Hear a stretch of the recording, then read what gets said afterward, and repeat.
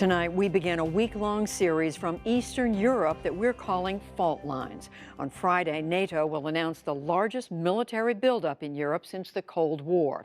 Tensions between the West and Russia have reached the highest level since the fall of the Soviet Union. This week, we'll examine the causes of that tension.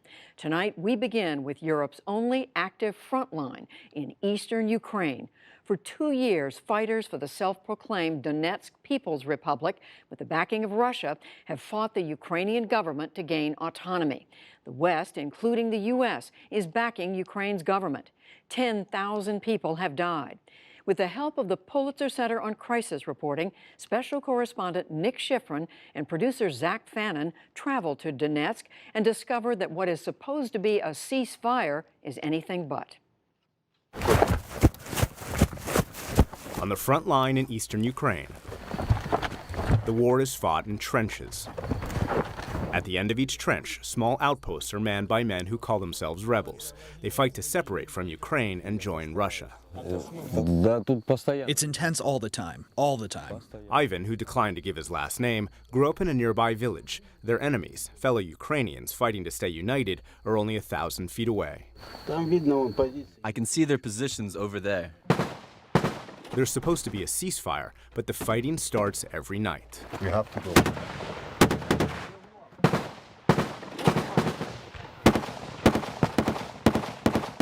On average, one fighter for the self-declared Donetsk People's Republic dies every day. This war is like going back 100 years. This is a trench war, and you can hear some of the explosions in the distance and not very far away from us. These guys have been fighting here since January, and they say that the front line hasn't moved at all. What motivates you to be here? My home is 5 kilometers from here. How could I not fight if the war is so close? I decided to be useful here at last. Andrew, who also refused to give his last name, is former Soviet Special Forces. He says he came here to train a ragtag army. Or were you sent here by Russia? No. I'm a volunteer, so nobody pay me something. I don't see professionally ready people. So I see taxis, I see drivers. Come. Guys, let's go. Okay. Their base used to be a local school. They resist Ukraine's alliance with Europe. They align with Russia. And as the war persists, their desire to separate grows. Once an army targets its own people, they become the enemy. How we can be in one state now? So you have to separate now. Sure. So, they have to separate. The front is 280 miles long. To get to the village of Spartak, we needed an armed escort. On this front line, Anya, who also declined to give her last name, leads what she calls an infantry brigade. The professional Russian soldiers here, whom U.S. officials say number in the thousands, are invisible. So as we walk down this road, what is the risk here? Total risk. We're now walking in their sniper scopes. Here, everything is within their sniper's reach. It's incoming. We've been here just a few minutes when we heard the incoming bullets above our heads, so we've taken cover, or at least staying low right now, and we're beginning to hear rebel soldiers beginning to fire back.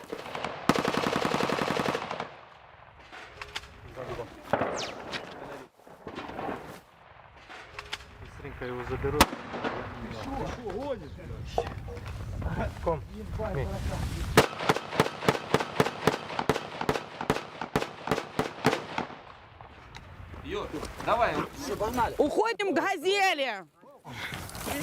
Присадкой. Like many of these fighters, Anya's not a trained soldier. She was a successful chain store owner, but she's become a true believer in a pro-Russian and anti-European future. Украина воюет с нами. The entire Ukraine is fighting with us following NATO orders. They are nothing on their own. You are writing that I'm a blonde separatist who will come and start killing your children. Yes, I'll do just that. Are you willing to die for this cause? Yes, of course, I'm ready to die for my home. I will not let a single fascist into my home. I will fight them as long as my heart beats. When she and the city use fascist, it's inspired by the Soviet Union's role in the war against fascist Nazi Germany. In May, a downtown parade celebrated the Soviet Union's World War II victory. Today, the children of World War II veterans say this war is against the same enemy. Training for that war starts young. Teenage girls spend Saturday afternoons with Russian Kalashnikovs. The average Russian soldier needs more than 10 seconds to do this. 15-year-old Katerina needs 9 seconds. Since I was little, I preferred playing football with boys to playing with dolls. Next up, Soviet hazmat suits. Their teacher, Sergei Fomchenko, is a former Soviet soldier and police officer. Why, when we look toward Russia, do they call it a crime? In general, the whole of eastern Ukraine aligns with Russia. I would like us to be part of Russia. Upstairs, he shows me where a rocket struck this school. Ukraine and Russia have agreed Donetsk should eventually reintegrate into Ukraine, but everyone we spoke to rejected that. Would you ever be able to go back to Ukraine? A lot of blood was spilled. Many people died. Graduates of this school and other schools are now in the army. For what? To go back to Ukraine? I think it won't happen. So the training continues. They know their AKs by heart.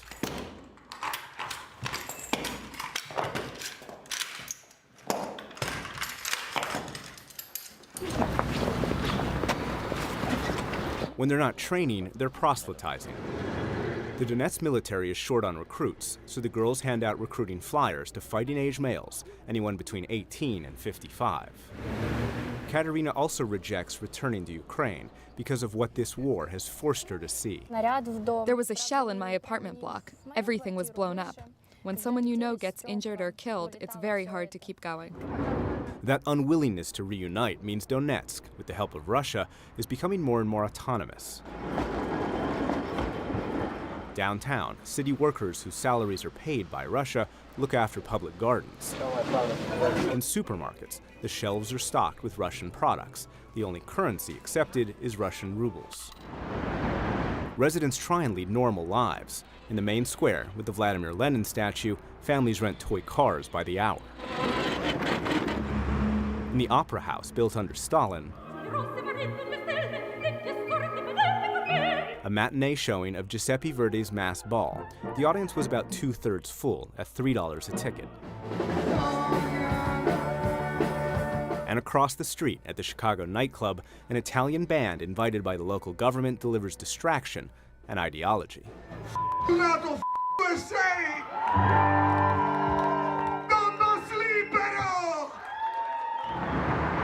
But this city is an orphan. The Donetsk People's Republic was birthed with the help of Russian soldiers.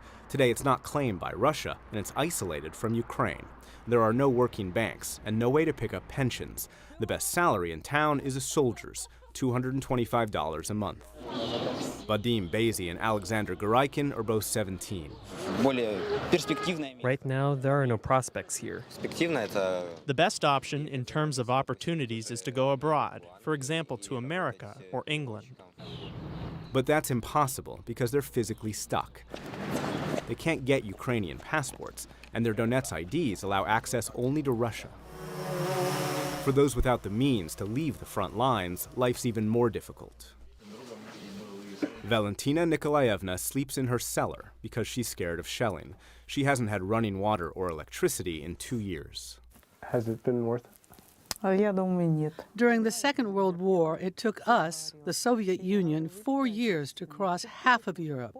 Here, it's been 2 years and we're in the same spot. And can you just describe how difficult life has gotten? I would have never believed it if 2 years ago you had told me I was going to live in a basement. Very hard. Nearby, this is all that's left of the Donetsk airport. It was built only 4 years ago. Down the street, this neighborhood is full of homes partially or completely damaged. But this is where we found Zakharovna Vladimirovna and her 3-year-old grandson, Peter. They've spent nearly the entire war on these streets. They invited me in their home. Her husband, Zakharov Pavlovich, grew up in this house. A Ukrainian rocket landed in their backyard. There were so many rockets. We just heard the noise of one above us.